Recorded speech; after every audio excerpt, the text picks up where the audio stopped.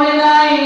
আল্লাহ তাআলার ফেরেশতাদেরকে আল্লাহ তাআলা ইবলিসকে মুআল্লিম হিসেবে, শিক্ষক হিসেবে নিয়োগ দিয়েছিলেন। তো আল্লাহ তাআলা যখন প্রথমে ফেরেশতাদের কাছে মানব সৃষ্টির ব্যাপারে পরামর্শ চাইলেন, তারা একটা যুক্তি পেশ করেছিল, কিন্তু তাদের যুক্তির ভিতরে ছিল যে রব্বে কারীম যদি আমাদেরকে বলে যে আদমকে মেনে নিতে হবে, আমরা সেটা মেনে নিব। কিন্তু যখন আল্লাহ রাব্বুল আলামিনের এই সিদ্ধান্তের ব্যাপারে ইবলিস জানতে পারলো, ইবলিস তার ছাত্রদেরকে উদ্দেশ্য করে বলে, আমি হলাম তোমাদের টিচার, আমি তোমাদের শিক্ষক। দীর্ঘ যুগ যুগ ধরে আমি এই জান্নাতের মুবারক স্থানের ভিতরে আমি তোমাদের